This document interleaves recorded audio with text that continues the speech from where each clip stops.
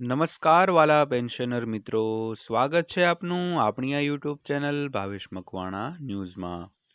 તો મિત્રો, સૌથી પહેલાં બધાને જય શ્રી કૃષ્ણ, જય માતાજી, હર હર મહાદેવ। તો આજની તારીખ 24/11/2025। તો તમામ પેન્શનરોએ નવેમ્બર માસના પેન્શન ખાતામાં આવતા પહેલાં આ કામ ફરજિયાત કરવું પડશે, નહીંતર પેન્શન અટવાઈ જશે।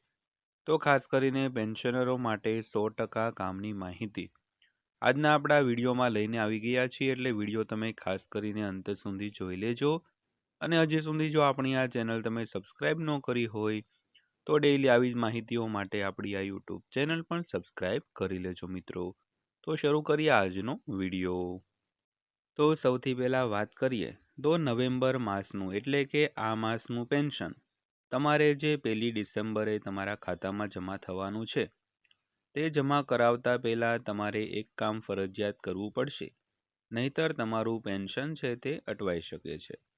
તો ખાસ કરીને નવેમ્બર મહિનો એટલે કે 11મો મહિનો તે દર વર્ષે પેન્શનરો માટે પોતાનું જીવન પ્રમાણપત્ર સબમિટ કરાવવા માટેનો અગત્યનો મહિનો હોય છે।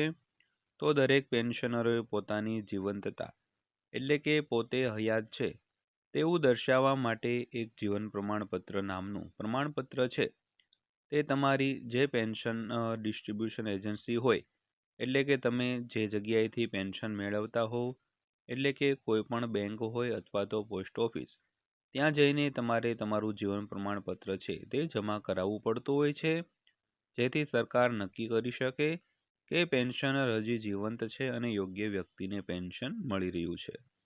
તો ખાસ કરીને નવેમ્બર મહિનો એટલે કે આ મહિનાની 30 તારીખ સુધીમાં દરેક પેન્શનર મિત્રો, ભાઈઓ તથા બહેનોએ પોતાનું જીવન પ્રમાણપત્ર છે તે બેંકમાં જઈને અથવા તો ઘરે બેઠા જે મોબાઈલ એપ્લિકેશન દ્વારા જીવન પ્રમાણની એપ છે અને આધાર ફેસ આરડી એપ, આ બંને એપ્લિકેશન દ્વારા પોતાનું જીવન પ્રમાણપત્ર છે તે સબમિટ કરી શકે છે।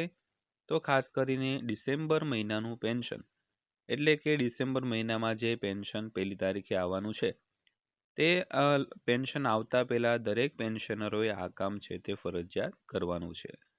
તો ત્યારબાદ જોઈએ તો નવેમ્બર માસનું પેન્શન જે 1 ડિસેમ્બરના રોજ આવવાનું છે તે પેન્શન કેટલું આવશે, તેના નિયમોમાં કોઈ જાતના ફેરફાર છે કે કેમ તેની વાત કરીએ તો આપણે ગયા મહિને એટલે કે સપ્ટેમ્બર ઓક્ટોબરમાં જે મોંઘવારી ભથ્થામાં 3%નો વધારો કરવામાં આવ્યો હતો અને તેના લીધે દરેક પેન્શનરોને 58% લેખે મોંઘવારી ભથ્થું જે હાલમાં મળી રહ્યું છે તે 58% લેખે આ વખતે મોંઘવારી ભથ્થું આપવામાં આવશે।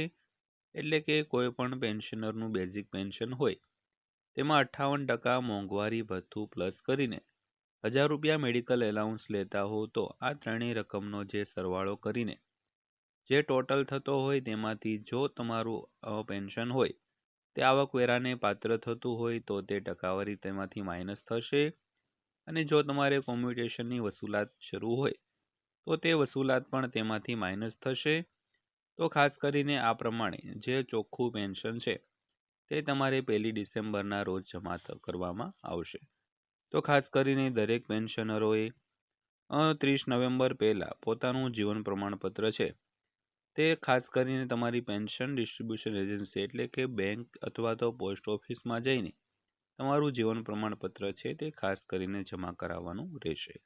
તો આ જ હતી આજની માહિતી પસંદ આવી હોય તો વિડીયોને એક લાઇક કરી દેજો અને આવી જ માહિતીઓ માટે આપણી આ ચેનલ સબસ્ક્રાઈબ કરી લેજો। તો ફરીવાર પાછા મળીશું એક નવા વિડીયો સાથે, નવી માહિતી સાથે।